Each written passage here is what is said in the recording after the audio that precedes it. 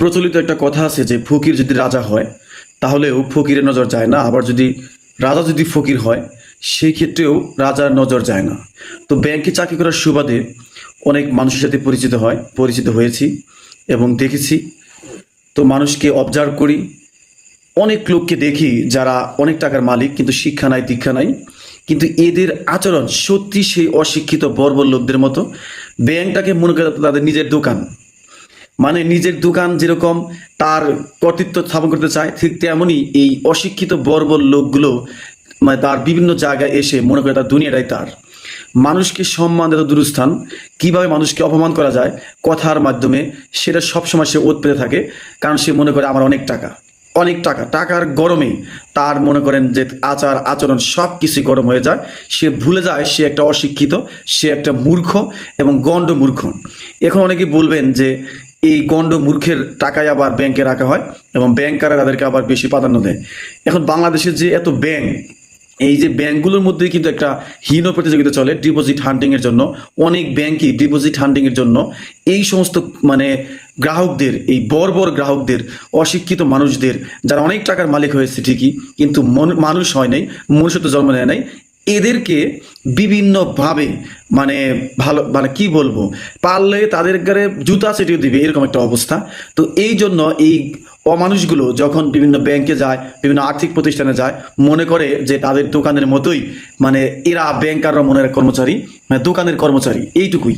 অথচ বিভিন্ন ব্যাংকে, সরকারি বলেন বেসরকারি বলেন, সব ব্যাংকে কিন্তু পাবলিক বিশ্ববিদ্যালয়ে পড়ুয়া মেধাবীগণ চাকরি করে এবং তারা কিন্তু এই পাবলিক ইউনিভার্সিটির ছেলেমেয়েরা কিন্তু বিভিন্ন মানুষের সাথে মিশে এবং সব শ্রেণী মানুষের সাথে মিশতে পারে। কিন্তু এই বর্বর লোকদের সাথে কিন্তু সহজে পেরে উঠতে পারে না, কারণ এদের মুখের ভাষা এতটাই জঘন্য। মানে এরা মনে করে যে আমি কয়েকটা টাকার মালিক হয়েছি, আমি ব্যাংকে যাব, ব্যাংকের যে বিশাল কর্মী বাহিনী আছে তাদেরকে সব সময় হাতে ধরবে, পায়ে ধরবে, পারলে বিভিন্ন জায়গায় মানে কি বলবো চেটে দিবে।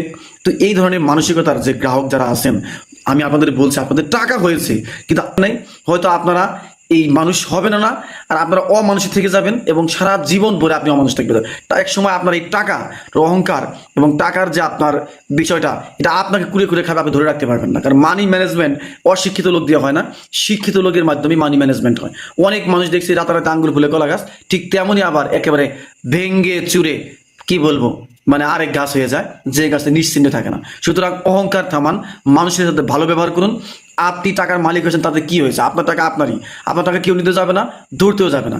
আপনি এই যে অমানুষের মতো আচরণ করেন মানুষের সাথে, এই অমানুষদের মতো আচরণ করেন বলেই আপনি এক সময় গিয়ে আপনি এটা পাপের প্রায়শ্চিত্ত ভোগ করবেন এবং দিন শেষে আপনি রিক্ত হস্তে আপনি বিদায় হবেন।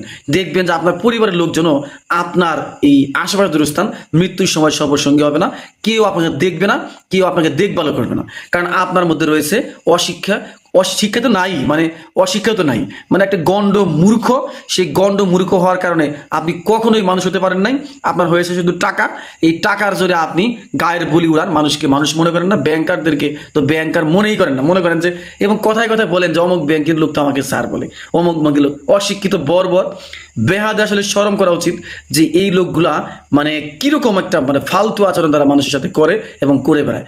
এদের মানে কি বলবো, আসলে অনেক কথা বলতে মন চাইছিল, এই সোশ্যাল প্ল্যাটফর্মে বললাম না, যতটুকু বললাম। আপনারা আবার খারাপ দিকে নিয়েন না, আসলে এদের আচরণে, এদের মানে চেহারা দেখলে এখন রাগ উঠে যায়, মনে হয় যে মানে কেন চাকরি করি, এতটুকুই তো নাকি? এটা আমার কর্মক্ষেত্র, আমাকে নিয়ম নীতি অনুসারে সমস্ত কাজ করতে হবে। এবং এই বর্বর অশিক্ষিতরা কখনো তো নিয়ম নীতি তোয়াক্কাই করে না, মনে করার বাপের ব্যাংক, মানে বাপের ব্যাংকে আসছে, বাপকে যেরকম ধমক দেয় ব্যাংকের কাছে ধমক দেয় এবং কথায় কথায় বলে অমুক ব্যাংকের ম্যানেজার তার কাছে আসে। কিরকম বর্বর হলে এরকম হয় এবং তাদের যে মুখের ভাষা, এগুলো আমি উল্লেখ নাই করলাম। তো আপনারা ভালো থাকবেন, মনে মনে কষ্ট নিয়েন না, কারো দুঃখ দেওয়ার জন্য বলি নাই। আসলে টাকা মানুষকে মানে মানুষও বানায়, আবার টাকা এই অশিক্ষিত কখনো মানুষ বানায় না। টাকা শিক্ষিত মানুষকে মানুষ বানায়, কিন্তু অশিক্ষিতদের আরো বর্বর করে তোলে।